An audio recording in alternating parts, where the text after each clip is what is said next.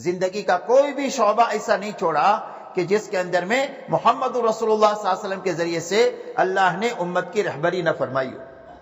اس لیے فرمایا ہم نے دین کو تمہارے لیے مکمل کر دیا اور اپنی نعمت کو تمہارے پر تام کر دیا دین کے راستے سے، اس لیے کہ جس کسی کو بھی اللہ کے خزانے سے انعامات ملیں گے وہ صرف دین کے راستے سے ملیں گے۔ اور یہ فرمایا وَرَضِيتُ لَكُمُ الْإِسْلَامَ دِينًا، اور ہم نے تم کو پسند کر کے اسلام دیا، تمہارے لیے اسلام کو پسند کر کے دیا۔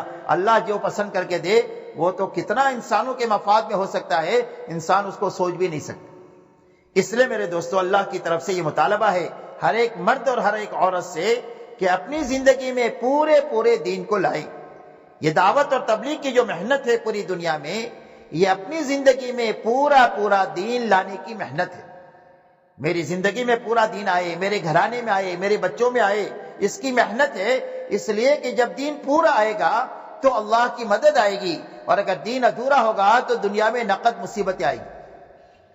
ہاں، ادھورے دین سے کبھی اللہ کی مدد نہیں ہوتی ہے۔ اسی لیے حضور صلی اللہ علیہ وسلم کی زندگی نمونہ ہے کہ جب بدر میں ایمان اور اتباع کامل ہو گئی تو آپ دیکھو اللہ کی مدد میں فرشتے اتر کر امت کی مدد کیا۔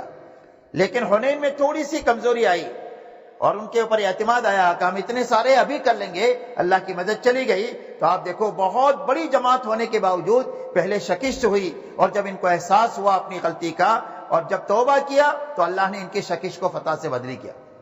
تو یہ تعلیم ہے پوری امت کے لیے قیامت تک کے لیے کہ جب زندگیوں میں پورا دین آئے گا تو دنیا میں اللہ کی طرف سے مدد ہے، رحمت ہے، برکتیں ہیں، اور زندگیاں کامیابی سے ہمکنار ہو جائے گی۔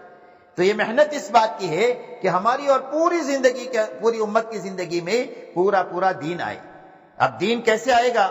کہ دین کی زندگیوں میں آنے کا راستہ جو ہے وہ ایمان ہے اور یقین ہے۔ زندگیوں میں جو دین آتا ہے وہ صحیح یقین کے راستے سے آتا ہے۔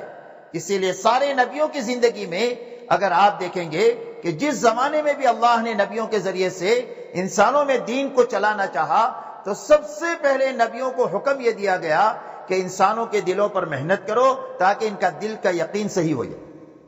اس لیے کہ جب تک دل نہیں بنے گا، جب تک آدمی کا بدن نہیں بن سکتا۔ آدمی کی آنکھ دل کے تابع ہے، اگر دل اچھا ہے تو آنکھ صحیح چیز دیکھے گی، اور اگر دل برا ہے تو آنکھ سے برا عمل نکلے گا۔ آدمی کا دل صحیح ہے تو آدمی کے ہاتھ سے اچھا عمل نکلے گا، اور اگر دل برا ہے تو ہاتھ سے ظلم اور چوری چکاری اور گناہ کے کام نکلیں گے۔ اسی لیے حدیث پاک میں فرمایا الا ان فی الجسد لمضغہ اذا صلحت صلح الجسد کلہ واذا فسدت فسد الجسد کلہ۔ فرمایا انسان کے بدن میں گوشت کا ایک لوتڑا ہے، اگر وہ درست ہو جائے تو سارا جسم درست ہو جائے گا، اور اگر وہ بگڑ جائے تو سارا جسم بگڑ جائے گا۔ اور یہ فرمایا وہ انسان کا دل ہے۔ اس لیے سارے نبیوں کی محنت کا میدان جو ہے انسانوں کے دماغ نہیں ہے، انسانوں کے دل ہے۔ سارے نبی دلوں پر محنت کرتے ہیں کہ انسان کا دل بن جائے، دل بن گیا تو پوری اس کی باڈی بن جائے۔ اب دل کا بننا کیا ہے؟ فرمایا دل کا بننا یہ ہے کہ سب سے پہلے دل میں اللہ کی محبت سب سے زیادہ پیدا ہو جائے۔ دل کے بننا یہ ہے کہ بچوں کی محبت بھی ہو، بیوی کی بھی ہو، شوہر کی بھی ہو، بھائی بہنوں کی بھی ہو، دکان کی بھی ہو، مال کی بھی ہو، لیکن اللہ کی محبت سب سے زیادہ ہو۔ اللہ کی محبت زیادہ ہو، بعد میں ان کی ہو۔ یہ دل کا بننا ہے۔ اگر اللہ کی محبت کم ہو گئی اور ان چیزوں کی محبت زیادہ ہو گئی تو دل بگڑ گیا۔ اسی لیے فرمایا الذین آمنوا اشد حبا للہ۔ فرمایا ایمان والوں کی شان یہ ہے کہ ان کے دلوں میں اللہ کی محبت سب سے زیادہ ہے۔ تو سب سے پہلے اللہ کی اتنی محبت دل میں پیدا ہو جائے جو اللہ کی اطاعت پر ہمیں کھڑا کر دے۔ عربی کا ایک شعر ہے فَإِنَّ الْمُحِبَّ لِمَنْ يُحِبُّ مُطِيعُ۔ فرمایا جس کو جس سے محبت ہوتی ہے آدمی اس کی بات مانتا ہے۔ بچوں سے محبت ہو تو بچوں کے جائز ناجائز سارے ڈیمانڈ آدمی پورے کر لے۔ بیوی سے محبت ہو تو بیوی کے جائز ناجائز سارے ڈیمانڈ پورے کر لے، اور شوہر سے محبت ہو تو بیوی شوہر کے سارے جائز ناجائز ڈیمانڈ پورے کر لے، اس لیے کہ جس کو جس سے محبت ہوتی ہے وہ اس کی بات مانتا ہے۔ تو فرمایا سب سے پہلے اللہ کی محبت سب سے زیادہ دل میں پیدا ہو جائے۔ بیوی سے، شوہر سے، بچوں سے، ماں باپ سے، کاروبار سے، مال سے، گھروں سے سب سے زیادہ محبت اللہ کی زیادہ، جو ہمیں اللہ کی اطاعت اور فرما برداری پر کھڑا کرتا ہے۔ دوسری بات دل کا بننا یہ ہے کہ دل کے اندر میں اللہ کا ڈر پیدا ہو جائے کہ اللہ دینے والے بھی بڑے اور اللہ پکڑنے والے بھی بڑے. ان بطش ربک لشدید، فرمایا تیرے رب کی پکڑ تو بہت بڑی ہے. ان اللہ عزیز ذو انتقام، اللہ تو غالب ہے اور بڑے بدلہ لینے والے ہیں. تو اللہ کا ڈر دل میں پیدا ہو جائے، جو ڈر ہمیں گناہوں سے بچا دے. اس لیے کہ اللہ نے قرآن میں کرنے کی لائن دیا ہے اور بچنے کی لائن دیا کہ یہ کرو یہ نہ کرو. تو کرنے کی لائن زندگی میں جو آئے گی وہ محبت کے راستے سے آئے گی، اور بچنے کی لائن زندگی میں جو آئے گی بچنا وہ ڈر کے راستے سے آئے گا کہ اللہ کی پکڑ کا ڈر آ جائے کہ جو ہمیں گناہ سے بچا دے. تیسری چیز دل کا بننا یہ ہے کہ دلوں میں یہ یقین آ جائے کہ ہماری زندگی کے بننے کا تعلق نہ ملک سے ہے، نہ مال سے ہے، نہ سونے چاندی سے ہے، نہ ڈگری اور عہدوں سے ہے. ہماری زندگی کے بننے کا تعلق ایک اللہ کی ذات کے ساتھ ہے. اللہ ہی زندگیوں کو بناتے ہیں اور اللہ ہی زندگیوں کو اجاڑتے ہیں. آج تک جس کسی کی بنائی ہے اللہ ہی نے بنائی ہے، اور اللہ آج تک جس کسی کی اجاڑی ہے اللہ ہی نے اجاڑی ہے، اور قیامت تک اللہ جس کسی کی بھی کوئی بنائیں گے وہ اللہ بنائیں گے، اور جس کسی کی بھی اجڑے گی اللہ کے اجاڑنے سے اجڑے گی. اس لیے ہمارے دلوں کا یقین یہ بنے کہ اس دنیا میں جتنے اسباب ہے اس کے ہاتھ میں زندگی کا بننا بگڑنا نہیں ہے، ایک اللہ کے ہاتھ میں زندگی کا بنانا اور بگاڑنا ہے. یہ تین باتیں دل میں پیدا ہونا یہ دل کا بننا ہے. ایک اللہ کی محبت پیدا ہو جائے، اور ایک اللہ کا ڈر پیدا ہو جائے، اور ایک اللہ کا یقین پیدا ہو جائے. اس لیے کہ جب یقین پیدا ہو جائے گا تو ہر حال میں دین پر چلے. اب میرے دوستو دوسری بنیادی بات یہ ہے کہ زندگی تو اللہ بنانے والے ہیں، لیکن بنانے کا ضابطہ کیا ہے کہ بھئی کس کی بنائیں گے اور کس کی زندگی اجاڑیں گے؟ کہ اللہ کے انداز النظام نہیں ہے کہ بھئی اس کی بنا دیا اس کی اجاڑ دیا. اس لیے کہ اللہ کی کسی کے ساتھ کوئی رشتہ داری نہیں ہے. اللہ نے فرما دیا قل هو اللہ احد اللہ الصمد لم یلد ولم یولد ولم یکن له کفوا احد. فرمائے ہمارے نبی آپ اعلان کر دیجئے کہ اللہ تو ایک ہے، یکتا ہے، اور اس کی شان کیا ہے؟ فرمایا وہ تو صمد ہے، اس کو کسی کی بھی ضرورت نہیں اور سب کو اس کی ضرورت ہے. اس کا کوئی باپ بھی نہیں ہے، اس کا کوئی بیٹا بھی نہیں ہے، اس کا کوئی ہمسر نہیں، اس کا کوئی کنبا نہیں، اس کی کسی کے ساتھ کوئی رشتہ داری نہیں. اللہ سے جو تعلق جڑے گا وہ صرف دین کے راستے سے جڑے گا اور محمد الرسول اللہ کے ذریعے سے جڑے گا. اس لیے یقین پیدا ہو جائے کہ اللہ زندگی بنائیں گے اور بنانے کا ایک ہی ضابطہ ہے اور وہ محمد الرسول اللہ ہے. سارے راستے بند ہیں اللہ تک پہنچنے کے اور جنت تک جانے کے سوا ایک ہی راستے کے، اور وہ راستہ ہے محمد الرسول اللہ کا. اسی لیے اللہ جل شانہ نے قرآن پاک میں اعلان فرمایا قل ان کنتم تحبون اللہ فاتبعونی یحببکم اللہ ویغفر لکم ذنوبکم واللہ غفور رحیم. اللہ جل شانہ فرماتے ہیں کہ اے ہمارے نبی جی آپ اپنی زبان مبارک سے اعلان کر دیجئے کہ اگر تم میں سے جس کسی کو بھی اللہ سے محبت کا دعویٰ ہے کہ مجھے اللہ سے محبت ہے تو اس کی دلیل یہ ہے کہ میرے پیچھے پیچھے چلو. یعنی محمد صلی اللہ علیہ وسلم کے پیچھے پیچھے چلنا یہ اللہ سے محبت کی دلیل ہے، اور آپ کے پیچھے چلے بغیر جو ہے وہ محبت کا دعویٰ یہ جھوٹا دعویٰ ہے. تو فرمایا میرے پیچھے پیچھے چلو. جب محمد صلی اللہ علیہ وسلم کے پیچھے چلیں گے تو فرمایا کہ اللہ تمہارے سے محبت کرے. جو محمد صلی اللہ علیہ وسلم کے پیچھے چلے اور جو اپنی زندگی کو محمد صلی اللہ علیہ وسلم کے سانچے میں ڈھال دے، فرمایا اللہ اس سے محبت کریں گے، اللہ اس کو اپنا محبوب بنا لیں گے. اور اگر آدمی ہے کبھی غلطی ہو جائے گی تو اللہ گناہوں کو معاف فرما دیں گے، اس لیے کہ اللہ تو بہت معاف کرنے والے ہیں. اس لیے فرمایا زندگی کے بنانے کا ایک ہی ضابطہ ہے اور وہ محمد رسول اللہ ہے. اسی لیے فرمایا جس کی زندگی محمد صلی اللہ علیہ وسلم کی سنتوں پر اور آپ کے طریقے پر آئی جائے گی، فرمایا اس کا پہلا نفع یہ ہوگا کہ نیک لوگوں کے دلوں میں اللہ اس کی محبت پیدا کر دے، اور برے لوگوں کے دلوں میں اللہ اس کا رعب پیدا کر دے. اور فرمایا اس کی روزی میں اللہ برکت دے دیں گے، اور اللہ اس سے دین میں پختگی اور مضبوطی دے دیں گے کہ دنیا کی کوئی طاقت اس کو لالچ کی بنیاد پر بھی دین سے نہیں ہٹا سکتی ہے اور اس کو تشدد کی بنیاد پر بھی نہیں ہٹا سکتی ہے. یہ کروڑوں کے لالچ میں اپنے دین کو نہیں بیچے گا، اور یہ اگر اس کو سولی پر بھی لٹکا دیا جائے تو سولی کے خوف سے یہ دین کو چھوڑے گا نہیں. فرمایا اللہ اس کے اندر میں دین کی پختگی اتنی دیں گے سنت پر چلنے کی وجہ سے. اور فرمایا جو سنت پر چلے گا قبر میں محمد صلی اللہ علیہ وسلم کے چہرے کو دیکھ کر کے پہچان جائے گا کہ یہ تو میرے آقا محمد رسول اللہ صلی اللہ علیہ وسلم ہے کہ جن کی قدم قدم پر میں اقتدا کیا کرتا تھا، اور جو محمد صلی اللہ علیہ وسلم کو قبر میں پہچان لے گا، قیامت کے دن محمد صلی اللہ علیہ وسلم اس کو پہچان لیں گے۔ اس لیے میرے دوستو، یہ بنیادی بات ہے زندگیوں میں دین کے آنے کے لیے کہ ہمارا دل اندر سے اس یقین کے پر آئے، اور یہ محمد صلی اللہ علیہ وسلم والی زندگی ہمارے پورے جسم میں آ نہیں سکتی ہے نماز کے بغیر۔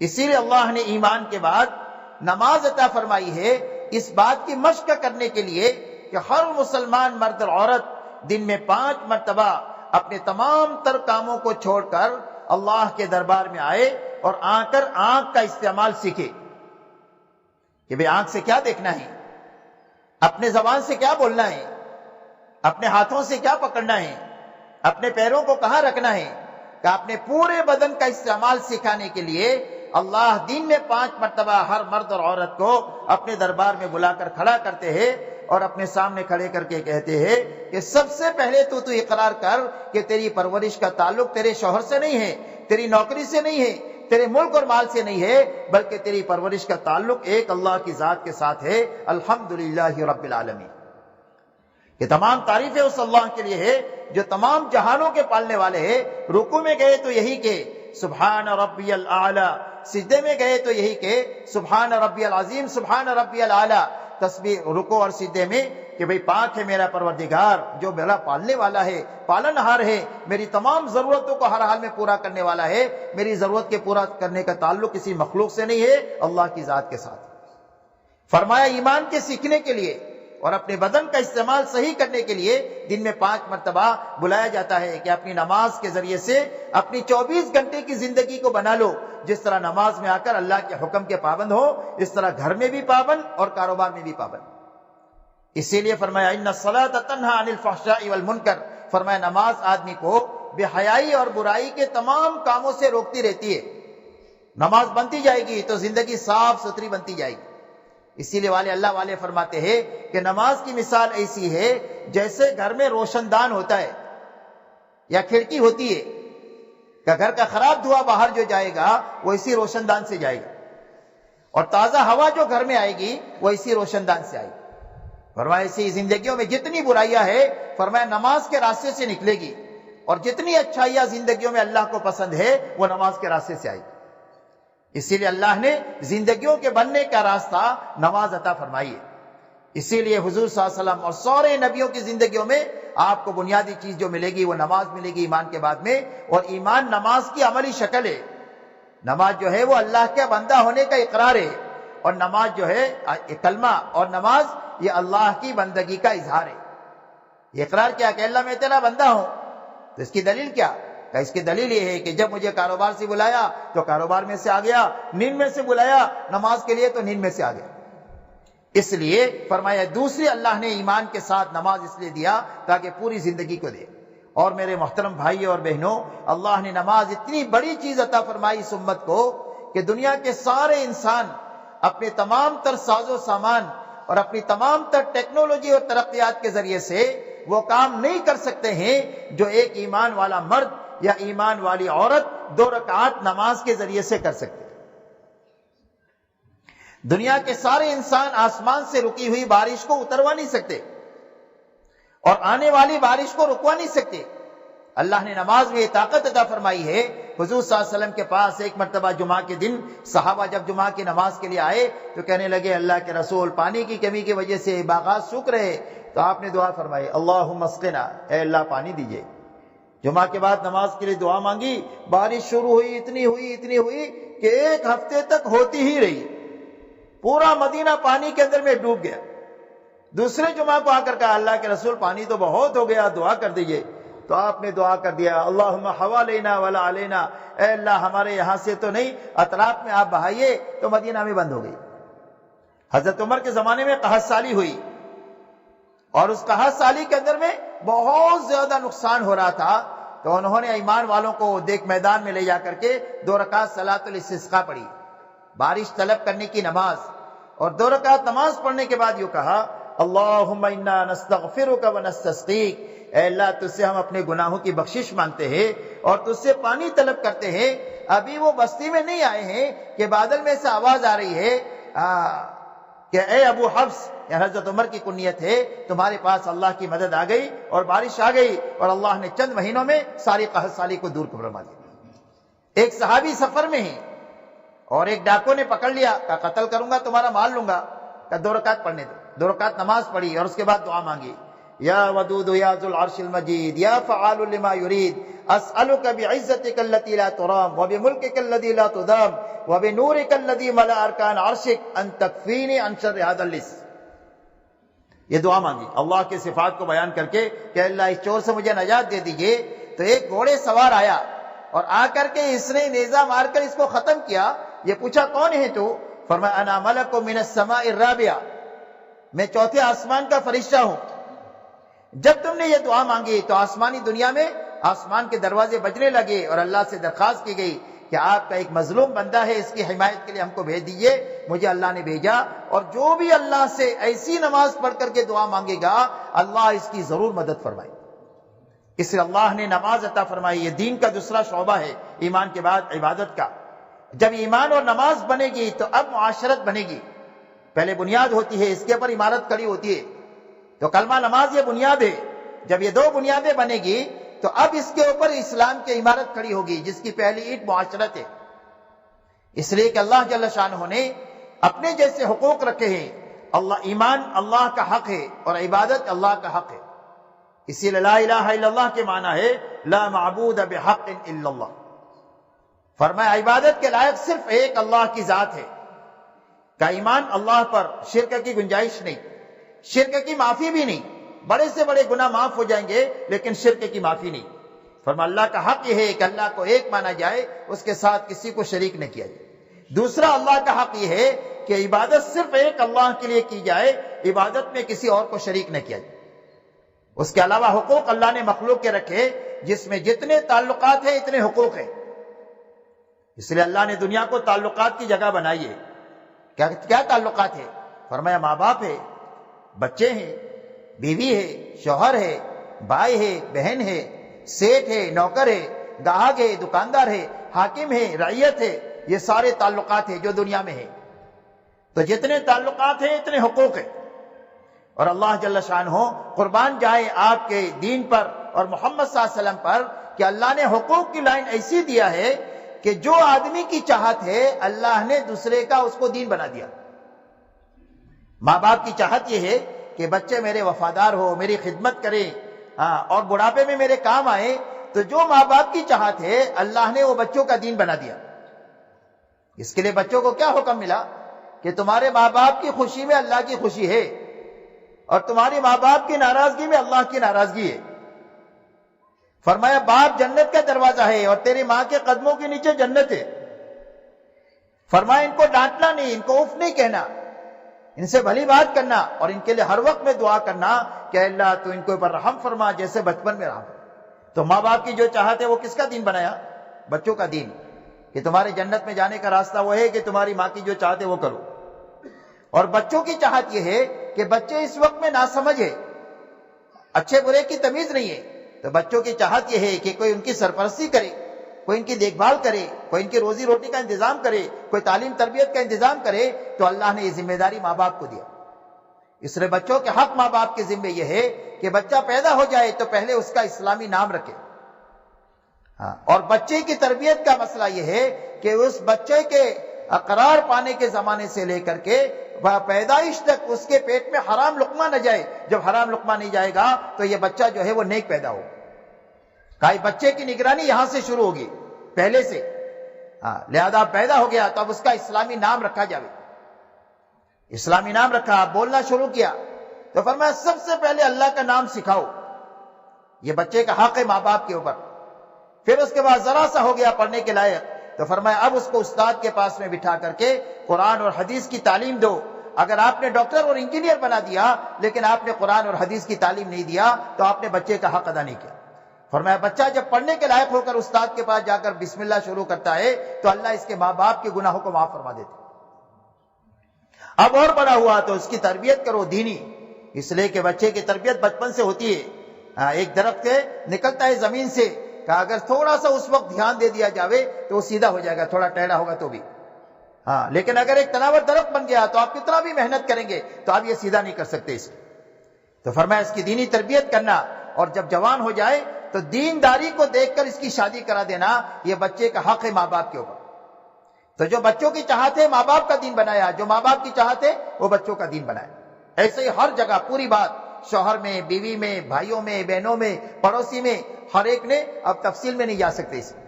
تو فرمایا جتنے حقوق ہیں ان حقوق کو جان کر کے زندگی گزارنا، ادا کرتے ہوئے، اس لیے کہ جب حقوق ادا ہو جائیں گے تو گھر جنت کا نمونہ بن جائے گا. جب حقوق ادا ہو جائیں گے تو محلہ جنت کا نمونہ بن جائے گا. جب حقوق ادا ہو جائیں گے تو شہر، ملک اور عالم جو ہے وہ جنت کا نمونہ بن جائے گا. ہر ایک کی جان، ہر ایک کا مال اور ہر ایک کی آبرو محفوظ ہو جائے گی جب حقوق کی ادائیگی ہو جائے گی. اس لیے فرمایا حقوق کی ادائیگی کے ساتھ جینا. یہاں تک کہ حضور صلی اللہ علیہ وسلم فرماتے ہیں ایمان والوں کی مثال ایک دوسرے کے ساتھ محبت کرنے میں، ایک دوسرے کے کام آنے میں ایسی ہے جیسا کہ ایک جسم ہوتا ہے. جسم میں سارے اعضاء الگ ہے اور ہر ایک کی شکل الگ ہے، ہر ایک کا کام الگ ہے، لیکن اتنا زبردست جوڑ ہے کہ اگر چلتے ہوئے ٹھوکر لگ جائیں تو پورا جسم اس کی تکلیف کو محسوس کرتا ہے. اور اگر آدمی اچھا کھانا کھا لے یا رات کو سو جائے تو پورا جسم اس کی لذت کو، راحت کو محسوس کرتا ہے. فرمایا ایمان والوں کی مثال ایسی ہے. کوئی بھی ایمان والا اپنے بھائی کی برائی کو نہیں سوچ سکتا ہے اس طرح جیسے کوئی عضو جو ہے وہ دوسرے کی برائی کو سوچ نہیں سکتے. اس لیے میرے محترم بھائیوں اور بہنوں، یہ بنیاد ہے دین کی کہ حقوق کی ادائیگی کے ساتھ جینا، اسی کی طرح اپنی زندگی میں حلال حرام کی تمیز کے ساتھ جینا. اس لیے کہ کھانے کا اثر جیسا ہوتا ہے اچھے برے کا، ایسے حلال اور حرام کا اثر ہوتا ہے. اچھا کھانا کھائیں تو آدمی کو خوشی محسوس ہوگی، طاقت بنے گی، اور سڑا ہوا کھانا 2-4 دن کا اگر کھا لے تو آدمی کی پوری باڈی ڈسٹرب ہو جائے گی. کہتے ہیں نا فوڈ پوائزن ہو گیا. تو ایسا ہی حرام کھانا پیٹ میں اندر میں جائے گا تو اپنا اثر کیے بغیر نہیں چھوڑ سکتا. اس سے حلال اور حرام کی تاثیر ہے. اسی لیے واقعہ آتا ہے کہ ایک گاؤں کے اندر میں 2 یتیم بچے تھے اور ان کی ماں نے ان بچوں کو کبھی حرام لقمہ نہیں کھلایا. تو جب نماز کا وقت ہوئے تو دونوں یتیم بچے مسجد کے دروازے پر آ کر بیٹھ جاوے، اور جب نمازی مسجد میں جاوے تو دائیں جوتوں کی لائن لگاوے، بارے لگاوے کہ دائیں طرف والے جنتی ہیں، بائیں طرف والے جو ہے وہ جہنمی. تو سارے پریشان ہو گئے، سمجھاوے تو سمجھے نہیں. اس کی ماں کو کہا تو اس نے کہا میں بھی سمجھاتی ہوں. تو گاؤں کے ایک آدمی نے یوں کہا کہ ایک کام کرو، یہ بچوں کو 2 دن کے لیے مجھے دے دو، ہاں میں ان کا مسئلہ ٹھیک کر دیتا. تیسرے دن بچے کو لے کر آیا تو بات ختم ہو گئی. کہا کیا کیا؟ کہا کچھ بھی نہیں کیا، میں نے حرام کھانا ان کے پیٹ میں ڈال دیا. اس سے کہ حلال اور حرام کی تاثیر ہے، زبردست تاثیر. ایک اللہ والے فرماتے ہیں کہ میری دعوت کیا ایک نیک آدمی نے، لکڑہارے نے چند لقمے مجھے کھلائے، اور وہ پینے کھانے کے بعد کئی دنوں تک مجھے تہجد پڑھنے کا مزہ آیا. اور ایک برے آدمی کے ہاں میرا کھانا ہوا، وہ کھانے کے بعد کئی دنوں تک میرے اندر برائی کا جذبہ پیدا ہوا. اس لیے اپنی زندگیوں کو حلال اور حرام کی رعایت پر لانا، کہ چاہے تھوڑا ہو لیکن حلال کا ہو. دنیا میں ہم خواہشات پوری کرنے کے لیے نہیں آئے، ضرورت کے پورا کرنے کے لیے آئے ہیں، اور ضرورت کی حد ہے، خواہش کی کوئی حد نہیں. جب خواہش پر آدمی چلا جاتا ہے تو پھر حلال سے نکل کر حرام میں چلا جاتا ہے. ہاں، اس لیے اپنی زندگیوں کو اس پر لانا. جب یہ بنیادیں صحیح ہوگی تو اب زندگیوں میں اخلاق کے پھل لگیں گے. درخت پھل اکثر سے آخر میں آتے ہیں. جب ایمان بنے گا، نماز بنے گی، معاشرت میں پاکیزگی ہوگی، کھانے کمانے میں حلال حرام کی تمیز ہوگی، اب زندگیوں میں اخلاق آئیں گے. اور اخلاق زندگیوں میں جب آئیں گے تو ساری دنیا اسلام کی طرف ایسا دوڑ کر آئے گی جس طرح بھوکا کھانے کی طرف دوڑ کر کے آتا ہے اور پیاسا پانی کی طرف دوڑ کر آتا ہے، اور دنیا کی کوئی طاقت بھوکے کو اور پیاسے کو نہیں روک سکتی ہے، اس طرح انسانیت کو اسلام کی طرف آنے سے کوئی روک نہیں سکتی. میرے دوستو، یہ اسی وقت میں ہوگا جب ہماری اور پوری امت کی زندگی میں وہ اخلاقی زندگی وہ ہو جو محمد صلی اللہ علیہ وسلم لے کر کے آئے. اسی لیے آپ یہ فرماتے ہیں کہ اکثر لوگ جو جنت میں جائیں گے وہ تقوی کی وجہ سے جائیں گے اور اچھے اخلاق کی وجہ سے جائیں گے. اور آپ نے اخلاق کا خلاصہ 4 باتوں میں بیان فرمایا جو تمہارے ساتھ برائی کرے اس کے ساتھ بھلائی کرو، جو تمہارے ساتھ رشتہ داری کو توڑے اس کے ساتھ رشتہ داری کو جوڑو، جو تمہارے پر ظلم و زیادتی کرے اس کو معاف کرو، اور جو تم کو کبھی چائے پانی کا نہ پوچھے اس کو کھلاؤ پلاؤ. آپ کی پوری زندگی آپ کو اسی کا نمونہ ملے گی. آپ نے اپنی زندگی میں کسی سے بدلہ نہیں لیا، آپ مکہ میں جب 8 ہجری میں داخل ہوئے ہیں تو مکہ میں وہ لوگ موجود ہیں جنہوں نے آپ کے راستے میں کانٹے بچھائے تھے، آپ کے اوپر اونٹ کی اوٹ ڈالی تھی، آپ کی بیٹی حضرت زینب کو نیزہ مارا تھا، یہ سارے لوگ موجود تھے، لیکن آپ نے کسی سے بدلہ نہیں لیا۔ آپ نے فرمایا میں تمہارے ساتھ وہ معاملہ کروں گا جو میرے بھائی یوسف نے اپنے بھائیوں کے ساتھ کیا تھا۔ جن بھائیوں نے کنویں میں ڈالا تھا حضرت یوسف علیہ السلام کو اور بازار میں بیچے گئے اور جیل کی سزا کاٹنے پڑی، جب یہ بھوکے ننگے آئے ہیں تو آپ نے یہ فرمایا لا تثریب علیکم اليوم، کوئی تمہارے پر لعن تان نہیں، جاؤ اللہ تمہیں معاف کرے، ہم نے تمہیں معاف کر دیا۔ مکہ والوں کو آپ نے فرمایا جاؤ سارے تم آزاد ہو۔ یہ کہتے ہیں کہ ہمیں ایسا لگ رہا تھا کہ ہم اپنی قبروں سے اٹھے اور ہمیں نئی زندگی ملی۔ تو محمد صلی اللہ علیہ وسلم یہ زندگی لے کر آئے اور آپ نے اپنی زندگی میں کبھی کسی سے کوئی چیز نہیں چاہی۔ آپ نے اعلان کر دیا ما اسألکم علیہ من اجر، کہ تم سے ہم کچھ بھی نہیں چاہتے، ہم تو اللہ سے لیں گے، اس لیے ہم کسی کے ساتھ بھلائی کریں گے تو کیا کہیں گے؟ فرمایا ہم کو کسی سے کچھ نہیں لینا ہے، ہم تو صرف اللہ کو چاہتے ہیں اور آخرت کو چاہتے ہیں۔ میرے دوستو، اللہ کی طرف سے ہر ایمان والے مرد سے اور ہر ایمان والی عورت سے اس زندگی کا مطالبہ ہے، اور قبر میں اس زندگی کو دیکھا جائے گا، اور قیامت کے دن محمد صلی اللہ علیہ وسلم کی زندگی ایک طرف ہوگی، ہر ایک کی زندگی کو ان سے ملایا جائے گا۔ جس کی زندگی محمد صلی اللہ علیہ وسلم کی زندگی سے میل کھائے گی اس کا بھاؤ ملے گا، اور جس کی زندگی محمد صلی اللہ علیہ وسلم کی زندگی سے ہٹی ہوئی ہوگی وہ زندگی آدمی کے منہ پر مار دی جائے گی۔ اس لیے دعوت اور تبلیغ کی محنت اس بات کی ہے کہ یہ مبارک زندگی ہمارے اندر آئے، ہمارے گھرانے میں آئے، ہماری عورتوں اور بچوں میں آئے، اور پوری امت میں آئے، اور ساری انسانیت میں آئے۔ اس لیے یہ محنت ہے، اس لیے کہ اللہ نے دنیا کو دارالاسباب بنایا ہے۔ یا ہر کام کے لیے اللہ نے سبب بنایا۔ آپ کو روزی چاہیے تو محنت کرو، آپ کو پھل چاہے تو کھیتی کرو، اولاد چاہے تو شادی کرو، ایسا ہی یہ زندگی چاہیے تو اس زندگی کے لیے محنت کرو۔ اب اس کے لیے کیا محنت ہے؟ کہ اس کے لیے محنت جو ہے یہ دعوت کی مبارک محنت ہے کہ ہر ایک مرد اور ہر ایک عورت اس بات کی محنت کرے کہ یہ زندگی میرے اندر میں آئے اور پوری امت کے اندر میں یہ زندگی آئے۔ اسی لیے حضور صلی اللہ علیہ وسلم نے پوری امت کو اس زندگی پر کھڑا کیا، اور اس کو حاصل کرنے کے لیے اور پوری دنیا میں پھیلانے کے لیے آپ نے ان کو محنت پر کھڑا کیا۔ مرد بھی محنت پر پہ تھے، عورتیں بھی محنت پر تھی، جوان بھی محنت پر تھے، بوڑھے بھی محنت پر تھے، اور محنت کے معنی یہ ہے کہ ہر ایک مرد اور عورت اپنی جان مال کے لگانے کی ترتیب صحیح کر دے۔ محنت کے کیا معنی؟ محنت کے معنی یہ ہے کہ جان مال ہم وہاں لگائیں جہاں لگانے کے لیے محمد صلی اللہ علیہ وسلم نے فرمایا کہ لگانے کے لیے بتلایا ہے۔ اس لیے آپ نے اس امت کی جان مال کے لگانے کی جو ترتیب قائم کیا تھا کہ ہر ایک ایمان والے کی جان مال ایک تو اللہ کے کلمے کو سیکھنے پر لگے اور اس کو پھیلانے پر لگے۔ کلمے کو سیکھے اور کلمے کو پھیلائے، اس پر اپنی جان مال لگائے۔ اپنی جان مال کو اللہ کی عبادت پر لگائیں، نماز پر لگائیں، روزے پر لگائیں، زکوٰۃ پر لگائیں، حج پر لگائیں۔ یہ سارے احکام جان مال ہی کی طرف متوجہ ہوتے ہیں۔ اور اپنی جان مال کو مخلوق خدا کی خدمت پر لگائیں، یتیموں پر، بیواؤں پر، مسکینوں پر، فقراء پر، محتاجوں پر، بیماروں پر، مدیونین کے اوپر۔ فرمایا جو جس لائن کا حاجت مند ہے اس پر اپنی جان مال لگا کر کے ان کے ساتھ اخلاق کا معاملہ کرنا، اور بھئی اپنی ضرورت بھی ہے ان ضرورتوں میں بھی بقدر ضرورت لگانا، اسراف سے بچتے ہوئے لگانا۔ اس لیے کہ اسراف کی تو کوئی حد نہیں ہے۔ اسراف کی مثال کہتے ہیں آگ کی ہے۔ آگ میں کتنا بھی لکڑی آپ ڈالیں گے وہ سب کو جلا جائے گی، اس کا پیٹ ہی نہیں بھرے گا۔ آپ کے پورے ملک کی لکڑی ڈالو تو سب کو جلا دے گے، بولے اور لاؤ۔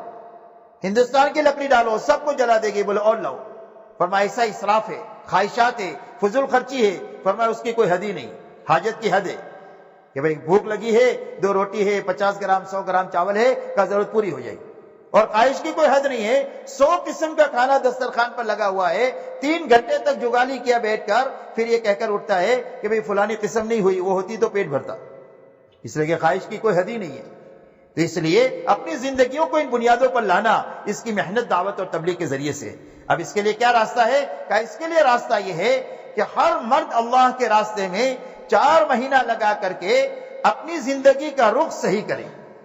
آج دلوں کا رخ صحیح نہیں ہے، دلوں کا رخ مخلوق کی طرف ہے، حالانکہ ہمارے دل کا رخ اللہ کی طرف ہونا چاہیے۔ کہ مخلوق کو ہم ناراض کر سکتے ہیں، اللہ کو ناراض نہیں کر سکتے۔ آج دلوں کا رخ مال کی طرف ہے، اعمال کی طرف نہیں ہے۔ اس لیے مال کی لالچ میں حکم ہم توڑ دیتے ہیں، اس لیے کہ دلوں کا رخ مال کی طرف ہے۔ آج ہمارے دلوں کا رخ دنیا کی طرف ہے کہ دنیا کے فائدے کے لیے ہم آخرت کا نقصان کر دیتے ہیں، حالانکہ دلوں کا رخ آخرت کی طرف ہونا چاہیے۔ اس لیے ہمارے دلوں کا رخ اللہ کی طرف ہو جائیں، حکموں کی طرف ہو جائیں اور آخرت کی طرف ہو جائے، اور ہمارا فکر دعوت کا بن جائے۔ آج ہماری سب کی فکر یہ ہے کہ اچھے سے اچھا کپڑا ہم کو ملے، اچھے سے اچھے کھانے ملے، اچھے سے اچھے مکانات ہو، اچھے سے اچھی گاڑیاں ہو، دھوم دھام سے شادیاں ہو۔ آج ہماری 24 گھنٹے کی فکر یہ ہے، اور ہماری فکر ہو جائے دعوت کی، کہ اللہ کا کلمہ دنیا میں پھیلے۔ ہم سارے کام کریں گے لیکن دعوت کی فکر کے ساتھ کریں گے۔ کہ اس کے لیے مرد اللہ کے راستے میں 4 مہینہ لگا کر کے دن بھر محنت کریں، اور رات کا اچھا وقت اللہ کے سامنے کھڑے ہو کر دعاؤں میں اور اللہ کے سامنے آنسو بہانوں میں لگا۔ پھر 4 مہینہ لگانے کے بعد واپس آ جائے۔ اب گھر میں بھائی ہے تو بھائی کو بھیجے، بھائی واپس آ گیا تو اب بیٹا ہے تو بیٹے کو بھیجے۔ گھر میں جتنے مرد ہیں وہ سب باری باری 4 مہینہ لگائے، اور اس کے بعد واپس آ کر اپنے گھر کاروبار میں دین اور دین کی محنت کے ساتھ رہے۔ اس لیے کہ اسلام میں ملنگ پنا بھی نہیں ہے، اسلام میں نفسانیت بھی نہیں ہے۔ نفسانیت بھی غیروں کا طریقہ ہے اور رہبانیت بھی غیروں کا طریقہ ہے۔ اسلام ان دونوں کے بیچ کا راستہ ہے کہ ہر ایمان والے کی گھریلو زندگی ہو، کاروباری زندگی ہو، لیکن دین کے ساتھ ہو اور دین کی محنت کے ساتھ ہو۔ اس لیے یہ اللہ کے راستے میں نکل کر محنت کرے، واپس آنے کے بعد مقامی محنت میں کرے۔ اس کے لیے ہماری بہنیں اپنے گھروں میں دعوت کے کام کے لیے ایک تو معاون ہو۔ عورتوں کے جو کام ہے وہ یہ ہے کہ ہر عورت دعوت کے کام کے لیے رکاوٹ نہ بنے بلکہ مددگار بنے۔ جس طرح حضور صلی اللہ علیہ وسلم کے زمانے میں ساری امہات المؤمنین اور ساری صحابیات رضوان اللہ علیہن اجمعین اللہ کے دین کے لیے کوئی رکاوٹ نہیں تھے، بلکہ اللہ کے دین کے لیے مددگار تھے۔ آپ دیکھ لیں حضرت خدیجۃ الکبریٰ رضی اللہ تعالیٰ عنہا نے جس طرح حضرت ابو بکر نے پورا مال لگایا ہے اللہ کے دین کے لیے، ایسے حضرت خدیجۃ الکبریٰ نے بھی اپنا پورا مال اللہ کے دین کے لیے لگایا۔ جس طرح حضرت مصعب ابن عمیر کی شہادت اللہ کے دین کے لیے ہوئی ہے، ایسے حضرت سمیہ رضی اللہ تعالیٰ عنہا کی شہادت بھی اللہ کے دین کے لیے ہوئی ہے۔ اگر جو ہے وہ صحابہ بڑی بڑی قربانی دیے ہیں تو عورتوں نے بھی بڑی بڑی قربانیاں دیا۔ حضرت خنسہ رضی اللہ تعالیٰ عنہ نے اپنے 4 بیٹوں کو اللہ کے دین کے اوپر قربان کیا ہے اور اس کے بعد شکرانے کی نماز پڑھی۔ اس لیے میرے محترم بھائیوں اور بہنوں، ہماری عورتیں بھی اللہ کے دین کے لیے مددگار ہو، یہ سب سے پہلا ان کا کام ہے۔ دوسرا ان کا کام یہ ہے کہ یہ اپنے گھروں میں نماز کی فضا بنائے، کہ گھر کے اندر میں نماز کا وقت ہو گیا، اذان ہو گئی، اب سارے کام چھوڑ کر کے سب سے پہلے نماز کی فضا بنا، اور اپنی نماز محنت کر کے اپنی نماز کے اندر میں اللہ والا یقین لائے، اپنی نماز کے اندر میں فضائل کا استحضار لائیں، اپنی نماز کے اندر میں مسائل والا علم لائیں، اور اپنی نماز میں اللہ والا دھیان لائیں، اور اپنی نماز میں اللہ کو راضی کرنے والی نیت لائے۔ یہ 5 باتیں محنت کر کے اپنی نماز میں لائیں گے تو یہ نماز ہماری زندگیوں کو بنا دے۔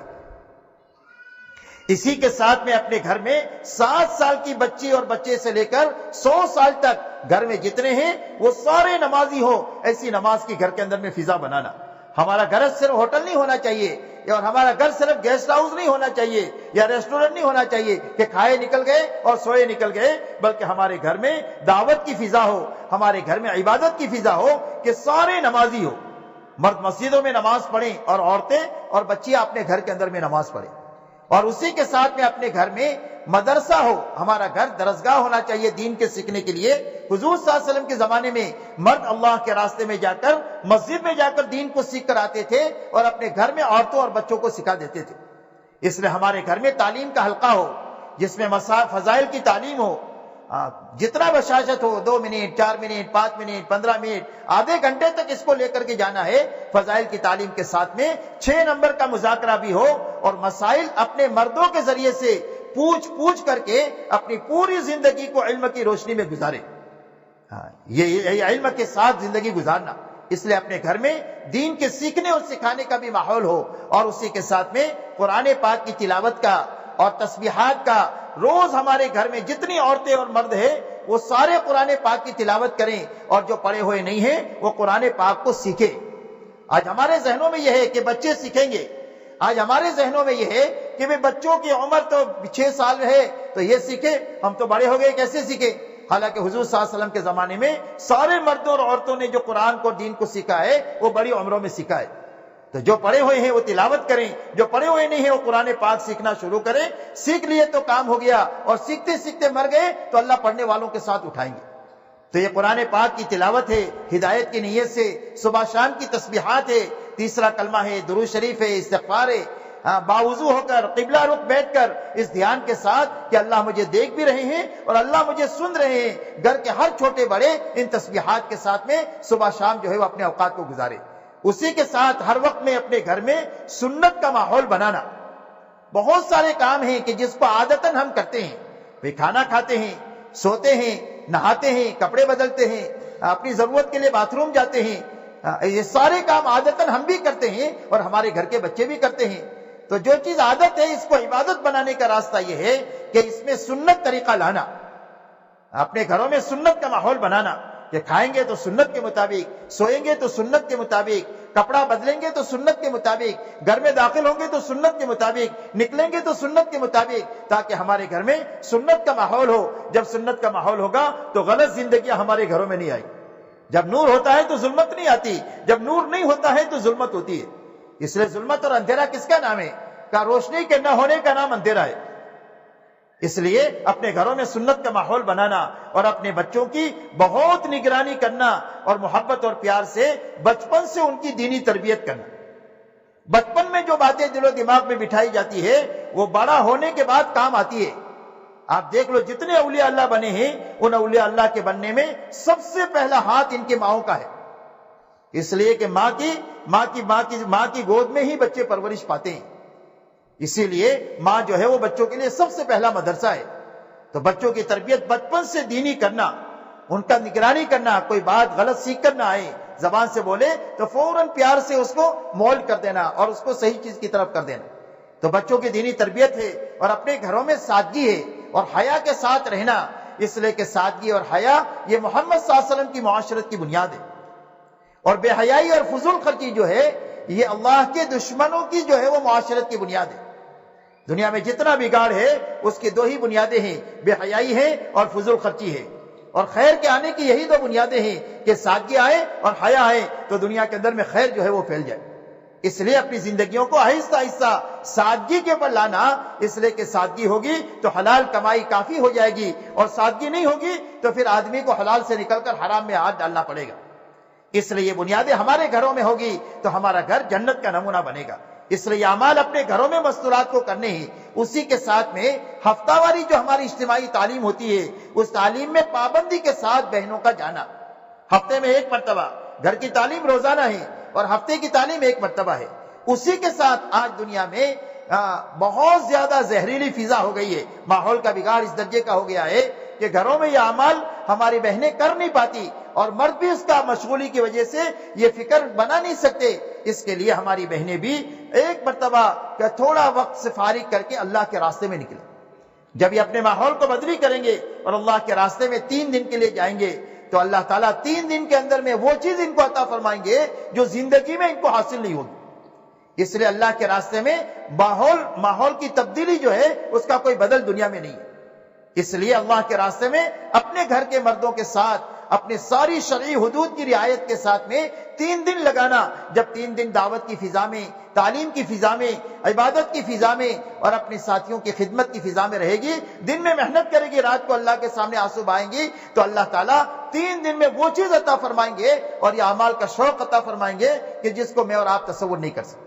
اس لیے 3 دن نکلنا، اور جو بہنیں 3 دن لگائے ہیں پھر اس کے بعد 10 دن من لگائے، 10 دن کے بعد میں کچھ بہنیں ایسی بھی ہوں کہ جو 40 دن لگائے، تاکہ ہر محلے میں ایسی بہنیں ہونا چاہیے اور ہر ملک میں ایسی بہنیں ہونا چاہیے کہ جو مقامی دین کے تقاضے ہو، جو مستورات سے متعلق ہو، یہ سمجھداری کے ساتھ پورے کر لیں، اور باہر سے بھی کوئی قومیں آئیں، باہر سے جماعتیں آئیں تو ان کی تعلیم اور تربیت کا انتظام کر سکے۔ تو ایسا مجمع بنانا ضروری ہے اور وہ اسی راستے سے بن سکتا ہے۔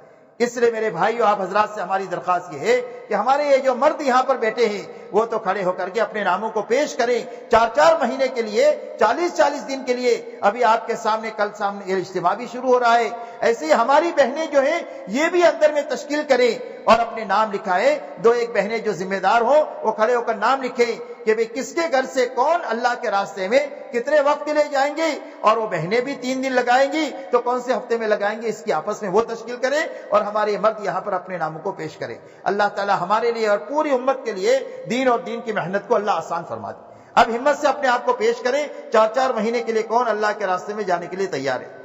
اللہ بہت قبول فرمائے، جان مال میں برکت نصیب فرمائے، ساری رکاوٹوں کو اللہ دور فرمائے۔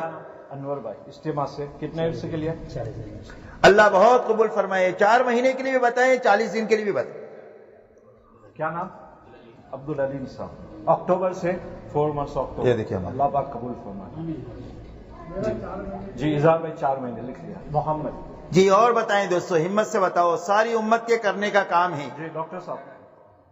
یہ جماعت کوئی گروپ نہیں ہے, کوئی پارٹی نہیں ہے, ایک محنت ہے حضور صلی اللہ علیہ وسلم والی, اور پوری امت کے کرنے کی ایک محنت ہے. کون سی جگہ سے آپ؟ اللہ قبول فرمائے, آسان فرمائے, جان مال میں برکت نصیب فرمائے. اور بتائیں. جی اور ساتھی فرمائے. الحمدللہ. صدیق بھائی اللہ قبول فرمائے. اچھا اب کیا ارادہ ہے جی؟ 4 مہینے لگائیں گے انشاءاللہ. اللہ تعالیٰ قبول فرمائے. جی بیٹا وسیم, اللہ قبول فرمائے, جان مال میں برکت عطا فرمائے. جی اور ماشاءاللہ. اور بتائیں. احمد بھائی کب سے؟ جنوری سے. اللہ قبول فرمائے, جان مال میں برکت نصیب فرمائے. جو 4 مہینے لکھا رہے ہیں وہ کوشش کرے آج سے جماعت بنانے کی. اکیلے نہیں جانا انشاءاللہ, آج سے جماعت بنانے کی فکر کریں. ہر ایک ساتھی اپنی جماعت بنا کر کے جائیں. جی ماشاءاللہ ہمارے 2 دوست. عارف بھائی کب سے؟ ارادہ کرے وقت آتا ہے ان کا جواب. اللہ بہت قبول فرمائے, بہت ترقیات سے نوازے, پوری دنیا میں اللہ آپ لوگوں سے کام لے. اور بتائیں دوست. ہر سال 4 مہینے اللہ قبول فرمائے اکتوبر سے. جی اور بتائیں. اللہ بہت قبول فرمائے, جان مال میں برکت نصیب فرمائے. اور بتائیں. ماشاءاللہ 40 دن کے لیے لکھے, اللہ تعالیٰ قبول فرمائے. کب سے؟ عید کے بعد. اللہ بہت قبول فرمائے, بہت ترقیات سے نوازے. اور بتائیں دوستو, ہمت سے اپنے آپ کو پیش کریں. ہمارے کام کی بنیاد مال نہیں ہے تو جیب تو آپ دیکھنا نہیں, اور ہمارے کام کی بنیاد صلاحیت نہیں ہے کہ جو بہت اچھی تقریر کرنا جانے وہ تبلیغ کا کام کرے گا, یہ بنیاد نہیں ہے. ہمارے کام کی بنیاد فرصت نہیں ہے کہ جس کو کوئی کام دھام نہیں ہے وہ تبلیغ کرے گا, یہ بنیاد نہیں ہے. ہمارے کام کی بنیاد سچا ارادہ ہے دل میں, پھر اس کے بعد اللہ سے دعا ہے, اور اپنے بس کی کوشش ہے, جتنا آپ کوشش کر سکتے ہیں.